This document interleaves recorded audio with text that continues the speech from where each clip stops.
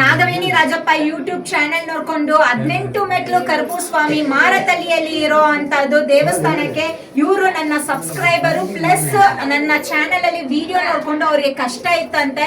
So ಆ ಕಷ್ಟಕ್ಕೆ ಪರಿಹಾರ ನೋಡ್ಕೊಂಡು ನಮ್ಮ ಮುನಿಸ್ವಾಮಿ ಹತ್ರ ಬಂದವ್ರೆ. ಸೊ ನಿಮ್ಮ ಹೆಸರು ಎಲ್ಲಿಂದ ಬರ್ತಾ ಇದ್ದೀರಾ? நான் வரத்தூர்ந்து வரேன். என்னுடைய பேர் வந்து கவிதா.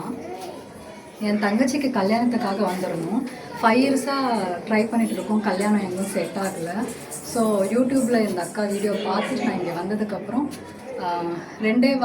ஒரே மாதத்தில் வந்து என் தங்கச்சிக்கு கல்யாணம் ஃபிக்ஸ் ஆகிருக்கு. எல்லாம் வந்து பார்த்துட்டு போயிருக்காங்க. இன்னும் அவங்க போய் பேசினா 80% வந்து முடிஞ்சிருக்கு, இன்னும் 20% இருக்குது. ஸோ 5 வருஷமாக நாங்கள் ட்ரை பண்ணிகிட்டு இருக்கோம். எல்லா கோயிலும் எல்லாம் சுற்றி பார்த்துட்டோம். எங்கேயும் வந்து பார்த்துட்டு போவாங்க, எங்கேயும் ஃபிக்ஸ் ஆகலை. இங்கே வந்ததுக்கப்புறம் எனக்கு ஃபிக்ஸ் ஆகிருக்கு. ಸೊ ನೋಡಿ, ಈ ರೀತಿ ರಿವ್ಯೂಸ್ ಅವರು ನನ್ನ ಚಾನೆಲ್ ಅಲ್ಲಿ ನೋಡ್ಕೊಂಡು ನಾಗವೇಣಿ ರಾಜಪ್ಪ ಯೂಟ್ಯೂಬ್ ಚಾನೆಲ್ ಅಲ್ಲಿ 18 ಮೆಟ್ಲು ಕರ್ಪೂಸ್ವಾಮಿ ವಿಡಿಯೋ ನೋಡ್ಕೊಂಡ್ ಬಂದು ಅವರಿಗೆ ಕಷ್ಟ ಆಯ್ತಂತೆ. ಅವ್ರ ತಂಗಿಗೆ ಮದ್ವೆ ಫಿಕ್ಸ್ ತುಂಬಾ ವರ್ಷದಿಂದ ನೋಡ್ತಾ ಇದ್ರಂತೆ.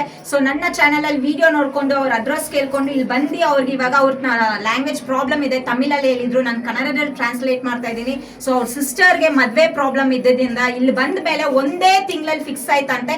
80% ಇವಾಗ ಅವ್ರಿಗೆ ಮದ್ವೆ ಫಿಕ್ಸ್ ಆಗಿದೆ. ಇನ್ನು 20% ಅಲ್ಲಿ ಇವತ್ತು ಇನ್ನೊಂದು ಪೂಜೆಗೆ ಬಂದಿದ್ದಾರೆ, ಯಾಕಂದ್ರೆ ಇವಾಗ ಕರ್ಪೂಸ್ವಾಮಿ ತಗೊಂಡ್ ಬಂದಿರೋದ್ರಿಂದ.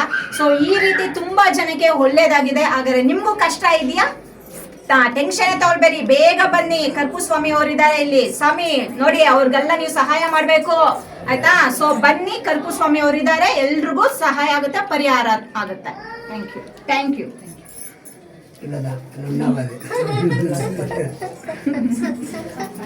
हाँ